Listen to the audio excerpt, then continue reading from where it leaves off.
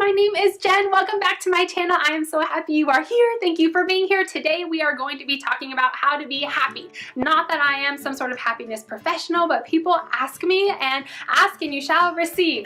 Exercise. I feel like exercising is so important. Not only does it release happy endorphins throughout your mind and your body, you are also feeling good about yourself. It feels good to accomplish something, and then feeling healthy is a really good feeling. It makes me feel happy. And in line with that, I feel like paying attention to what you're eating is also important. I have a lot of food allergies, and I've learned just by my food choices that I actually feel more irritable when I eat certain foods versus others. You guys, and I have to tell you though, I am fully guilty of eating way too much chocolate. So you guys, I'm just sharing what I know can be beneficial, not saying I do it perfectly. I do occasionally get frustrated and reach for like the cookie. I totally do it, you guys. But just in terms of being aware of your choices and why you're doing it, and either giving yourself permission or deciding, no, I'm not going to do that. Maybe I'm going to journal instead, or go exercise, or do something that will make you feel better. I love to celebrate the little things. You guys, it's the weekend. It's a new day. It's awesome. I feel like, you know, God's mercies are new every morning. Being able to recognize that we have a fresh start is amazing. Looking at things like the leaves outside. I love how the sunlight hits them when the sun is setting, or just like how blue the sky is, or wow, look at my son, you know, he's playing with blocks, and isn't that amazing?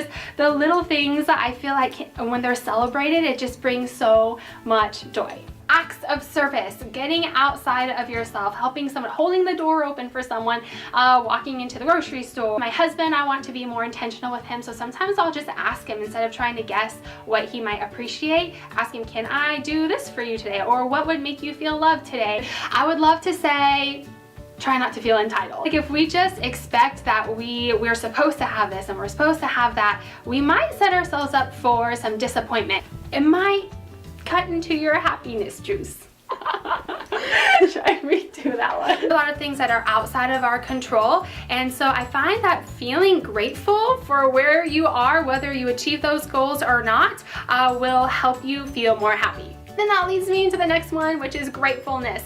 Have you ever heard the saying, attitude of gratitude? So I really encourage you to cultivate that. I feel like there's so much to be grateful for. There's an exercise that the kids and I do every morning when driving to school, and it is me just asking, what are you grateful for today? And it could be anything. It could be small things, little things. The fact that I woke up, the fact that I'm breathing, or the fact that we get to go to Disneyland today. Not really, but I really want to, except Lauren doesn't want to. Lauren doesn't like Disneyland. Call me out, Jen.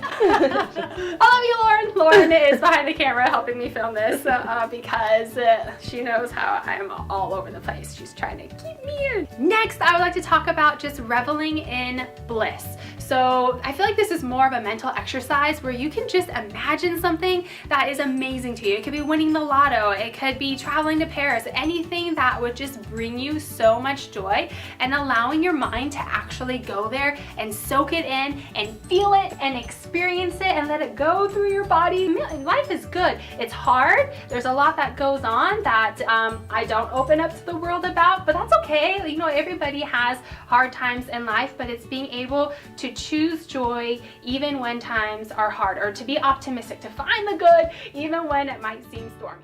The way that we think about thinking is called metacognition, and there is so much power to this, being able to recognize our good thoughts versus our negative thoughts. So I had touched on being able to be happy in negative situations, and I've once heard the saying, happiness is being able to choose one thought over another. We have the ability to lose our train of thought. Your camera's about to die. No! A lot of times our thoughts might be stray, and that's totally fine. We are not defined by a few stray thoughts. We are a mind, we are a body, we are a soul. We are so much more than that. If we have a few thoughts here and there, I once heard it's just like graffiti on the wall, right? Just passing by graffiti on the wall. It does not define you. People have a victim personality versus a coachable personality. So if something were to happen, instead of thinking, oh, why me? This always happens to me. This is so hard. I encourage you, if you find yourself there, to stop, pull a cancel. This is what we teach the kids when they're having a tantrum. Just stop and say, cancel. There's power in actually saying it out loud. And then pausing right there, disrupting the pattern of negative thinking, and then replacing it with something positive, replacing it with truth, and even replacing it with good questions. So instead of why me, it could be, What is God trying to teach me? Okay, next I want to talk about being playful. So I feel like, you guys, life is just fun. Like, why not make it extra fun? Be playful, be silly, laugh a lot. I remember this one study that we studied in college. My degree is psychology, and they had one group of people read a comic book strip and just regular, just, you know, they're looking at it. And then the other group of people, they read the same comic strip except they had a pencil in between their teeth to mimic their zygomatic muscles. I think that's how you say it. It's been a long time since I've been in school. But to basically stimulate their muscles that make them smile.